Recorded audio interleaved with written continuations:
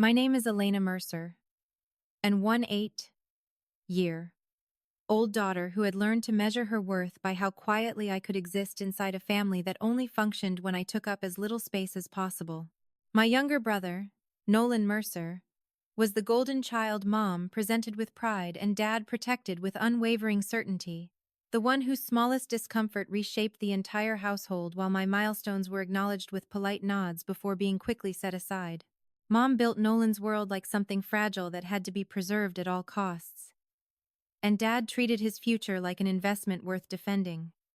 While I was expected to adapt, absorb, and carry whatever weight remained without ever asking for recognition. And the moment we stood beneath the departure board at Terminal C and Dad told me not to come back if I chose to leave, I realized they were not saying goodbye, they were making sure I left as the one who had failed them. The airport was louder than I expected, filled with the rolling echo of suitcases and overlapping announcements that seemed to swallow individual voices. Yet every word my family said still landed with precise clarity, as if the space itself had narrowed around us. Mom stood slightly ahead of me with her arms folded, maintaining the composed expression she used whenever she needed to look like the reasonable one, while Nolan leaned casually against a luggage cart, scrolling his phone with a faint smile that suggested he had already decided how this moment would end. Dad positioned himself between us like a quiet authority, not raising his voice but shaping the air with it, and I felt the familiar tightening in my chest that came whenever he prepared to redefine reality in a way that left no room for my version of it. I had spent 11 months building my way out of that house, starting with a late-night search for scholarships on a cracked laptop screen, and continuing through dozens of applications written between shifts at a retail stockroom, where I learned how to work through exhaustion without drawing attention to it. Every acceptance email had felt unreal at first, not because I doubted my ability, but because I had never been taught to expect doors to open for me without negotiation or sacrifice. And even then, I kept each confirmation quiet until I had enough to form something solid that could not be easily dismissed. When the financial aid package finally came together, stitched from grants, loans, and a small merit award, I printed every page and placed them in a thin blue folder that I kept hidden in the back of my closet, because experience had already taught me that anything visible could be questioned, reduced, or taken away. Mom found out 2 weeks before my departure, not because I told her, but because she was looking for Nolan's missing jacket and opened the wrong door, and the silence that followed her discovery was heavier than any argument we had ever had. She did not ask how I managed it, did not say she was surprised, and did not once use the word proud. Instead, she placed the folder back exactly where she found it and told me at dinner that night that I had been distant lately, as though my preparation to leave was an emotional flaw rather than a necessary act of survival. Dad responded differently, choosing not to confront me directly, but instead shifting conversations around the house toward responsibility, sacrifice, and loyalty, repeating those words often enough that they became a quiet accusation woven into ordinary moments. Nolan, however, made no effort to hide his reaction, and that honesty, even when it was cutting, almost felt cleaner than the others. He leaned against my doorway that night, glanced at the open suitcase on my bed, and asked if I really thought I could handle being on my own without turning everything into a problem. And I remember noticing how easily he could say something dismissive without raising his voice, as though he had inherited the confidence of someone who had never been asked to question himself. When I did not answer, he shrugged in that effortless way that always made it seem like he was simply observing rather than participating, and said that some people needed to stay close to family because they were not built to stand alone. The morning of my flight arrived without ceremony, and the drive to the airport felt longer than it should have, filled with small, controlled conversations about traffic, weather, and departure times that avoided the truth sitting heavily between us. Mom adjusted the radio volume twice without explanation. Dad kept both hands on the wheel with a firmness that suggested restraint rather than focus, and Nolan watched something on his phone with the sound muted, occasionally glancing up as if checking whether the tension had reached a point he found interesting. I sat in the back seat with my folder pressed against my knees, aware of every mile that passed but unsure whether it was carrying me forward or simply marking the distance between what I had been and what I was about to become. At the terminal, everything became sharper, the lights brighter, the sounds clearer, the sense of movement around us more defined. And yet I felt strangely detached from it all, as if I were watching my own life unfold from a few steps away. Families embraced near the entrance. Friends laughed too loudly near the check-in counters. And somewhere nearby a child cried while being comforted with gentle patience, creating a contrast so stark that it made my own situation feel almost unreal. We moved through the motions of unloading luggage and checking in, each step performed with an efficiency that suggested routine rather than transition. And by the time we reached the gate, I understood that whatever this goodbye was meant to be, it would not include softness. Dad waited until the first boarding announcement before speaking, choosing the exact moment when leaving became irreversible, and his voice carried the same measured tone he used when delivering decisions that were not open to discussion. He told me I still had time to reconsider, framing my departure as an impulsive mistake rather than the result of months of planning. And when I tried to respond, he raised his hand slightly, not enough to appear aggressive but enough to interrupt the flow of my words. Mom stepped in immediately after, reinforcing his position with a quieter voice that sounded more concerned than controlling, telling me that I was creating unnecessary strain in the family, and that leaving would only make things harder for everyone involved. Nolan watched the exchange with an expression that hovered between amusement and indifference. And when he finally spoke, he did so with a calm that made his words feel almost reasonable despite their intent. He said I had a pattern of complicating situations that did not need to be complicated, and that maybe staying would show that I was finally learning how to prioritize something other than myself, a statement that might have sounded fair to anyone who did not understand the history behind it. I looked at him, really looked at him, and saw not just my brother, but the product of a system that had never required him to question the narrative he benefited from. The conversation shifted quickly after that, not into resolution, but into something more final, as if they had reached the part they had been preparing for all along. Dad's voice hardened slightly, losing the pretense of guidance, and settling into something closer to judgment. And he told me that if I chose to walk onto that plane, I should not expect to return and find things waiting for me the way I had left them. Mom did not contradict him. Instead, she added that choices had consequences, and that adulthood meant accepting them without expecting forgiveness to follow automatically. And in that moment, standing there with my boarding pass in one hand, and everything I had built in the other, I understood that this was never about my future, but about their need to maintain control over the version of me that had always been easier to manage. The moment I tried to answer them at the gate, I realized this was no longer a conversation but a controlled performance where every word I spoke would be redirected until it sounded like guilt instead of truth. Dad leaned slightly closer, lowering his voice just enough to create the illusion of privacy while still keeping the authority of the moment intact, and told me I was being dramatic by turning a simple family concern into something irreversible.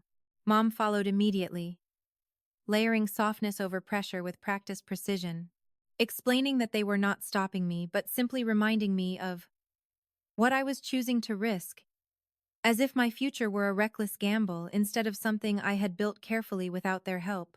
I tried to hold on to clarity, to stay grounded in facts rather than emotions, but the rhythm of their words began to twist everything into something unrecognizable, and I felt the old confusion creeping in, the one that made me question whether I had misunderstood everything all along.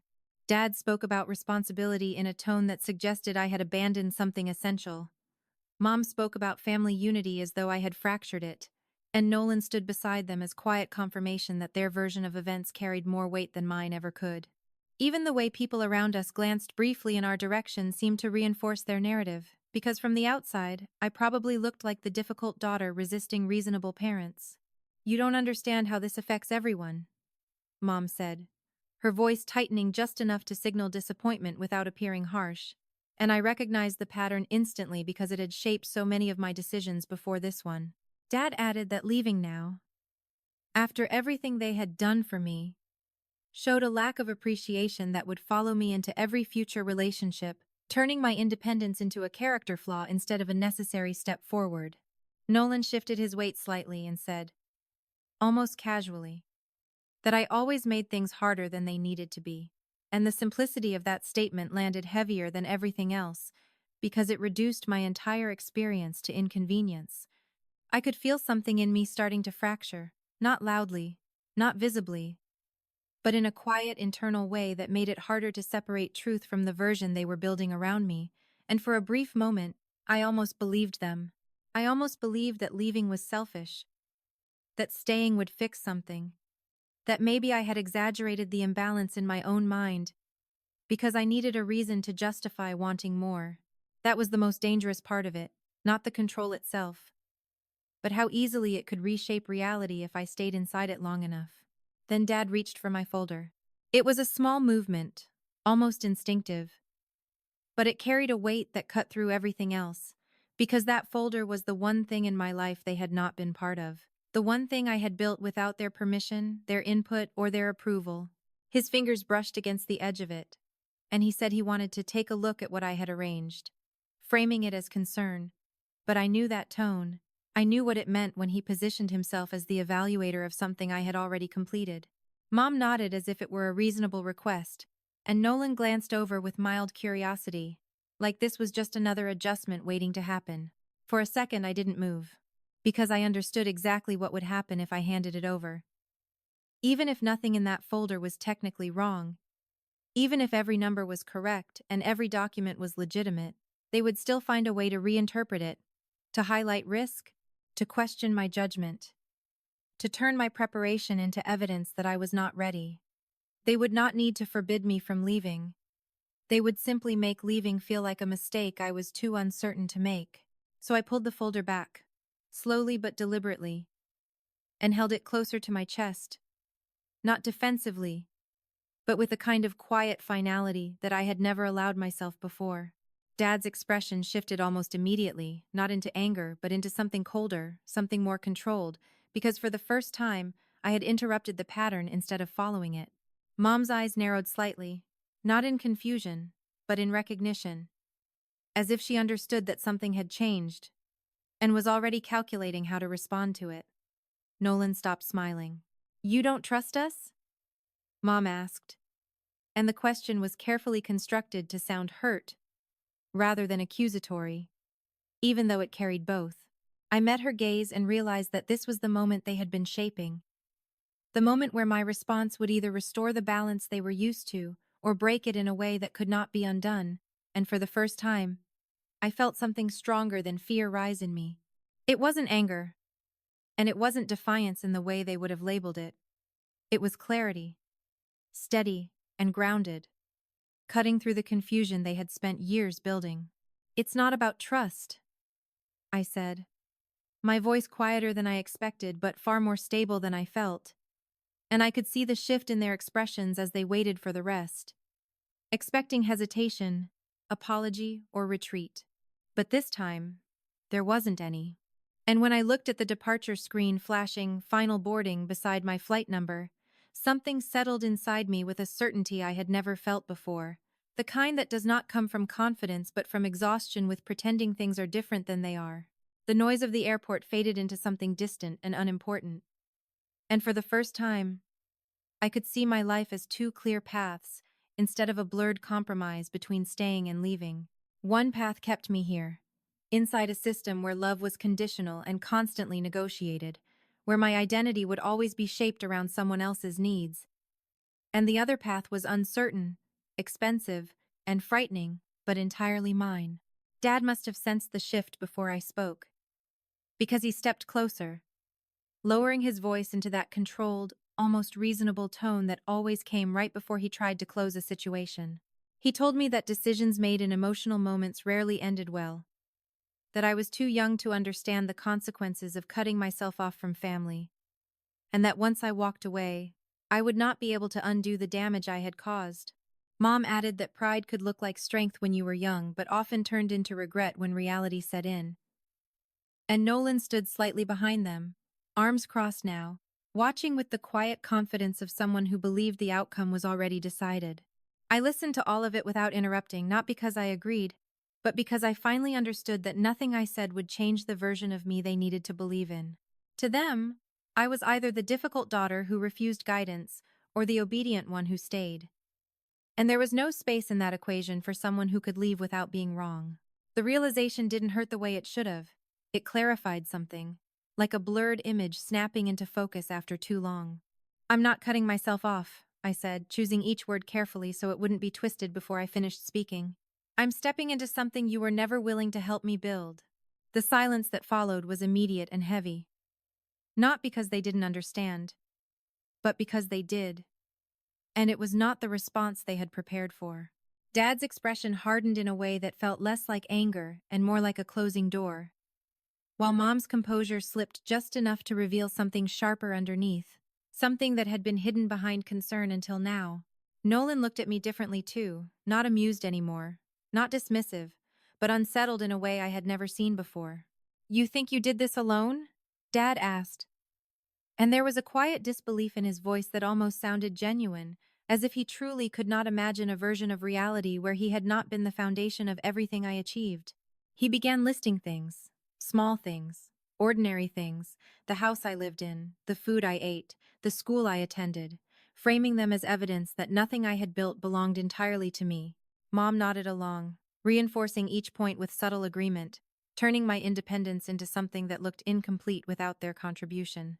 And for a moment, I almost let that pull me back in, almost allowed the weight of everything they had provided to overshadow everything they had withheld, because that was how it had always worked. They did just enough to make leaving feel like betrayal, just enough to make staying feel like obligation. And somewhere in between, I had learned to confuse dependence with gratitude. But then I thought about the nights I stayed up alone filling out applications they never asked about. The shifts I picked up without telling them because I knew they would question why I needed the money. The quiet decisions I made to keep moving forward even when no one in that house was paying attention. I thought about the folder in my hands, every page inside it carrying proof that I had built something real without waiting for permission. And I realized that acknowledging what they had given me did not mean surrendering what they had never offered. "I know exactly what you've done for me," I said. And my voice felt different now, steadier, less reactive. "And I also know what you haven't." Mom inhaled sharply, as if I had crossed a line that had never been spoken but always enforced, and Dad's posture shifted again. This time not toward control but toward finality. He straightened, looked at me for a long second, and then said, without raising his voice, "If you walk onto that plane after everything we've said, don't expect to come back and find things waiting for you." It wasn't a threat. It was a condition. And for the first time in my life, I didn't feel the need to negotiate it. The first night in Boston felt colder than the weather report had warned. Not because of the temperature itself, but because, for the first time in my life, there was no one watching, no one correcting, no one deciding whether I was allowed to feel what I felt. The dorm room was smaller than I had imagined, with pale walls, a narrow bed, and a desk that still smelled faintly of cleaning solution. And as I set my suitcase down beside it, the silence pressed in around me in a way that was both freeing and terrifying. I stood there for a long moment, holding the same blue folder I had carried through the airport, and realized that everything inside it had brought me here. But nothing inside it could tell me what to do next. Independence did not arrive as confidence the way I had hoped. It arrived as responsibility, immediate and non-negotiable, unfolding in small, practical decisions that no one else would step in to fix if I made them wrong. I had to learn the campus map on my own, figure out how to stretch the limited money in my account across meals, books, and unexpected expenses, and navigate conversations with strangers who did not know anything about the version of me I had been forced to play for years. Every choice felt heavier than it should have, not because it was difficult in isolation, but because there was no safety net beneath it. No quiet correction waiting in the background if I misjudged something. There were moments when the loneliness settled in so deeply that it felt physical, like a weight behind my ribs that made it harder to breathe when I lay awake at night, listening to distant footsteps in the hallway, and muted laughter from rooms that were not mine. I would reach for my phone out of habit, scrolling through contacts I had never really used, and pause when my thumb hovered over Mom's name, because calling home would not bring comfort. It would bring questions, expectations, and the subtle pressure to explain why leaving had not immediately transformed everything into something easier. So I would put the phone down again, turn onto my side, and remind myself that silence, even when it hurt, was still better than returning to a place where I had never been fully heard. Classes began quickly, filling my days with structure that forced me forward whether I felt ready or not. And I found a strange kind of relief in the predictability of assignments, deadlines, and lectures that did not shift based on someone else's emotional state. I sat in the front row of my first writing seminar, not because I felt confident, but because I needed to anchor myself to something that required participation instead of endurance. And when the professor asked for our names and reasons for being there, I heard my own voice answer with a steadiness that surprised me.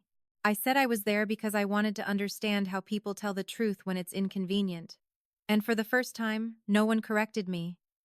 No one redirected the answer into something more acceptable, and no one reminded me to think about someone else first. Money became a constant calculation, present in every decision from what I ate to how I spent my time, and I quickly learned that independence was not just emotional, it was financial, structured around numbers that did not bend simply because I needed them to. I picked up extra shifts at the campus bookstore, organizing shelves and restocking inventory in the early mornings before classes. And I tracked every expense in a small notebook I kept in my bag, writing down even the smallest purchases so I would not lose control of something I had worked too hard to build. There were days when I skipped meals without calling it that, convincing myself I wasn't hungry when in reality I was just trying to make the numbers last until the next deposit cleared. Despite the exhaustion, something in me began to change. Not all at once, but gradually, in ways that were easy to overlook if I hadn't been paying attention. I started speaking more in class. Not perfectly, not without hesitation, but with a willingness to take up space that would have felt impossible back home. And each time I did, the world did not collapse. No one interrupted me, and no one told me I was making things harder than they needed to be. I learned how to introduce myself without shrinking the truth of who I was, how to say no to things I could not afford, and how to sit with discomfort without immediately trying to fix it for someone else. Still, growth did not erase the past, and there were nights when memories surfaced without warning, pulling me back into moments where I had been overlooked, corrected, or quietly dismissed, and I had to remind myself that distance did not automatically undo years of conditioning. I would catch myself replaying conversations, wondering if I had been too harsh, too stubborn, too unwilling to compromise. And then I would stop, close my eyes, and ask a different question instead, one I had never been encouraged to consider before. What if I had simply been right to leave? That question stayed with me longer than the doubt ever did. Not because it answered everything, but because it shifted the center of the story away from what they thought and toward what I knew. And slowly, almost imperceptibly, that shift began to change the way I moved through the world. By the middle of my second semester, the version of my life that had once felt fragile and temporary had begun to take on a structure that no longer depended on survival alone, and the shift was subtle enough that I almost missed it until I looked back and realized how far I had come without asking anyone for permission. The campus bookstore job turned into a consistent schedule with increased hours after my supervisor noticed that I never left tasks unfinished, and that reliability, something my family had once treated as a quiet expectation rather than a strength, became the first thing someone outside that house chose to recognize openly. I started picking up freelance writing assignments through a student network. Small at first, then gradually more demanding, and each completed project added not just money to my account, but proof that the skills I had built in isolation were not invisible in the wider world.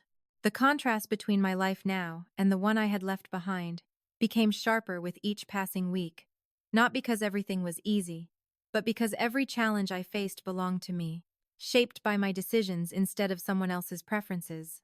I learned how to negotiate deadlines, how to ask questions without apologizing for them, and how to manage my time in a way that did not revolve around anticipating someone else's reactions. And those skills accumulated quietly until they formed something stable beneath me. Even the exhaustion began to feel different, less like depletion and more like effort invested in something that would eventually return value, and that distinction alone changed the way I carried it. One evening, while working late in the library, I received an email that would have once felt impossible, an invitation to submit a longer piece to a national student publication that had previously rejected my work without explanation, and as I read it, I noticed that my first reaction was not disbelief but readiness. I opened a new document immediately, outlined the structure without overthinking it, and began writing with a clarity that came from experience rather than desperation.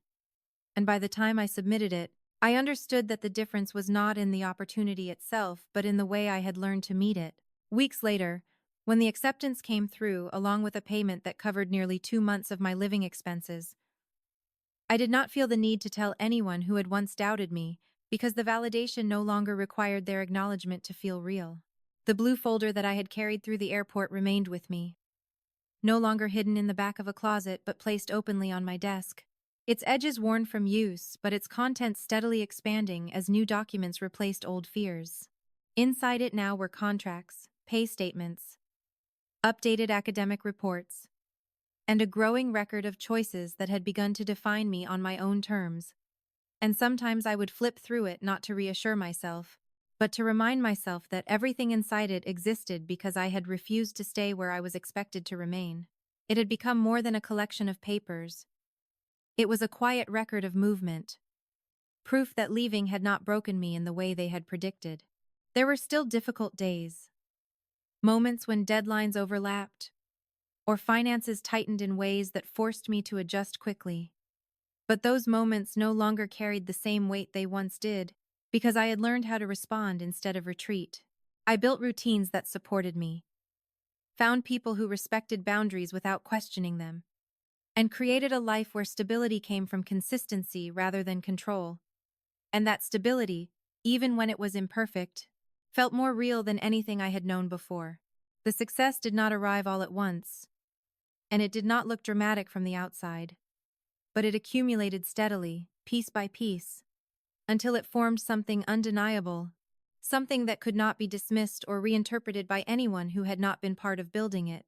And for the first time, when I thought about where I came from, I did not feel the need to prove anything back to it. I had already become someone they didn't expect. The first time they came back into my life, it wasn't through a quiet message or a careful call, but in the middle of a crowded auditorium, where my name had just been announced on a stage I had earned without them. I was standing under bright lights, holding a printed copy of the article that had gone unexpectedly viral across a national student network, while rows of students, faculty, and invited guests filled the room with a low hum of attention that felt both overwhelming and grounding at the same time. The moderator had just introduced me as one of the featured contributors for a panel on emerging voices in media. And for a brief moment, I allowed myself to stand there without shrinking, without apologizing, without adjusting my presence to make anyone else more comfortable. Then my phone started vibrating in my hand. At first, I ignored it, assuming it was a notification that could wait until after the session, but when it didn't stop and the screen lit up again and again with the same contact name, something in me shifted before I even looked down. Mom. Then Dad. Then Nolan. The repetition was not accidental. It was coordinated, urgent, insistent in a way that felt designed to interrupt rather than connect, and for a second, I considered turning the phone off entirely before I saw the message preview flash across the screen. Call us now. It's serious. The timing alone told me everything I needed to know, because they had chosen this moment, whether intentionally or not, to re-enter my life not when I was struggling, not when I was alone, but when I was visible, when I had something that could be seen, acknowledged, and, more importantly, used. I slipped the phone into my bag without responding and stepped forward as my name was called again, forcing myself to focus on the audience in front of me instead of the pressure building behind the screen. My voice held steady as I spoke, not because I wasn't aware of what was happening, but because I refused to let their urgency rewrite the moment I had built for myself. After the panel ended, the applause still echoing faintly in the room as people began to move toward the exits, I finally stepped aside into a quieter corner near the back and pulled my phone out again. The missed calls had multiplied, the messages layered now with something sharper than concern, and when I opened the latest one from Dad, the tone had already shifted into something more familiar. We've been trying to reach you. This isn't something you can ignore. Mom's message followed immediately, softer in wording but heavier in implication, telling me the family was facing a serious situation, and that I needed to stop being distant and call them back before things became worse. Nolan's message came last, more direct than the others, asking if I was really going to stay silent when they actually needed me for something that mattered. And the phrasing alone made it clear that this was not a conversation they intended to negotiate. I called, not because of urgency, but because I wanted to hear it directly, without interpretation, without assumption. Because if they were stepping back into my life, I needed to understand exactly how they intended to position me this time. Mom answered immediately, her voice warm in a way that felt rehearsed, asking about my event, my writing, my life, as if those things had always been important to her, and I let her speak without interrupting, recognizing the pattern even as it unfolded. Dad joined the call within seconds, his tone more controlled but carrying the same underlying pressure. And Nolan's voice came in shortly after, quieter than I remembered, but still anchored in the same expectation that I would listen first and respond second. Then they shifted. Dad explained that the business, the same one he had spent years presenting as Nolan's future, had taken a significant financial hit after a series of decisions that had not been questioned when they were made, and now the situation had escalated beyond what they could manage internally. Mom added that things were more complicated than they had anticipated, that certain obligations were now at risk, and that they needed someone who could think clearly, organize information, and help them navigate what came next. Nolan, for the first time, did not interrupt or redirect, and when he finally spoke, there was a hesitation in his voice that I had never heard before, a small crack in the confidence that had once defined him. And then Dad said it. "We need you to come back and help fix this." The sentence landed without hesitation, without apology, without acknowledgement of anything that had happened before. And in that moment, every word they had spoken at the airport replayed in my mind with a clarity that stripped away any remaining doubt. They had told me not to come back. They had framed my leaving as betrayal.